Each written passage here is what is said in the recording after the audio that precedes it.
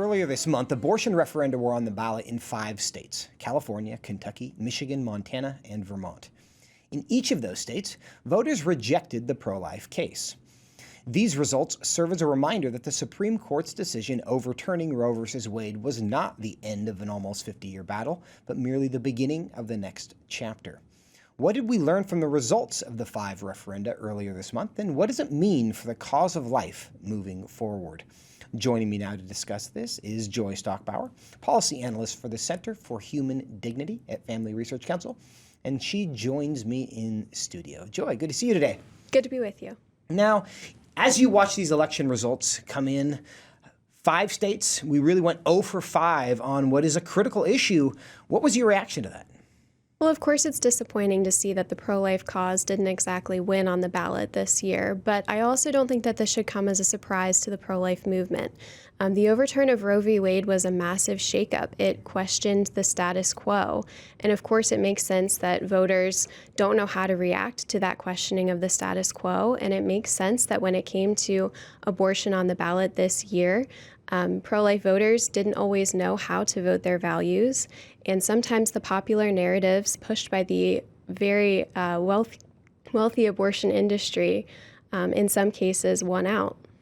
Well, and there's so many factors when it comes to a ballot measure, and people always talk about language, and sometimes that's confusing, and sometimes people talk about money, and certainly the pro-life position was wildly outspent by the abortion lobby because, of course, the abortion lobby stands to profit when abortion is legal and accessible all the way up to birth. But then there's also this issue that the culture has been affected by 50 years of Roe versus Wade. People have been told for generations, my body, my choice, right? Which factor do you think explains what we saw on Election Day? Well, I think it's a little bit of everything. On one hand, you're completely right that Democrats outspent the GOP 35-1 when it came to these abortion measures. So it makes sense that their messages were the ones that voters were hearing most frequently. They were the ones that became ingrained in the mentality and the mindset of voters in a post-Roe America. So of course there was a loss on the financial front. But then you're also right that when it comes to the culture of death that has been built in the United States since 1973, that's 50 years of lies being fed to women, 50 years of women being told that their dreams can't be accomplished if they can't have abortion, 50 years of society accepting that abortion is a solution to some of the most pressing issues that the working class and lower class Americans face. And so, you know, there's a culture of life that still stands to be built moving forward that we just didn't see this year. Because in addition to these 5 ballot measures earlier this summer in Kansas, there was a life measure that was voted on that, again, the abortion industry won that one. So essentially, the abortion industry is 6-0 this year. When it comes to ballot measures, how should the pro-life movement be thinking about these things? Is this something where we have to really give a hard second thought to whether these things should be placed on the ballot? Because even in places like Kansas and Kentucky that we would think of as like red states where the life issue should win, it hasn't happened. What's the right reaction just politically?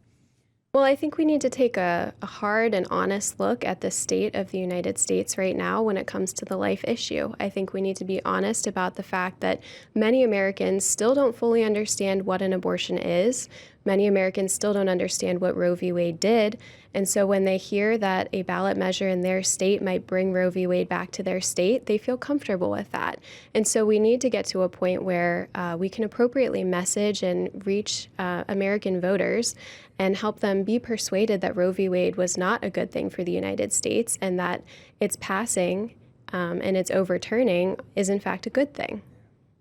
And so to that point, there's a lot of people who like abortion in America, and we might have actually understated that. Now, of course, it's not true. There's a spectrum here, right? Because most Americans do not believe abortion should be legal up till the 9th month of pregnancy, and that is, of course, the position that the abortion lobby and virtually every elected Democrat in America has been forced to take. Americans don't like that, but public opinion also says they don't want it to be illegal. So somewhere in the middle of this is where the public consciousness is. And of course, we're not just trying to play to public opinion. We're trying to do the right thing.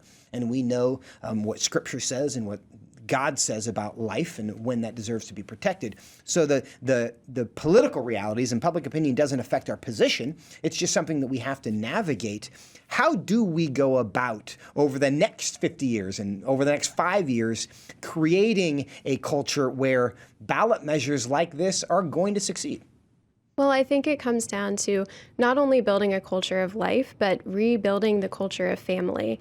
It matters that the policies that our pro-life legislators are pushing are policies that really benefit women, not just policies that say you have to carry this unexpected pregnancy to term and that you're going to be left alone, but policies that say we're going to come alongside you, we're going to hold your hand, we're going to make sure that you and your child are living in an America where both of you can flourish, where both of you can prosper. I think that's the key. Joy, in about 30 seconds, who do you see that's doing that well? Well, I think Marco Rubio down in Florida is doing a great job of promoting policies that will benefit families, but will also benefit unborn children. I think it's so important to look to and value these legislators who are doing a great job of celebrating unborn life and celebrating their mothers. And there are many others, and we will continue to support them. Joy, thanks for being with us today. Thank you for having me.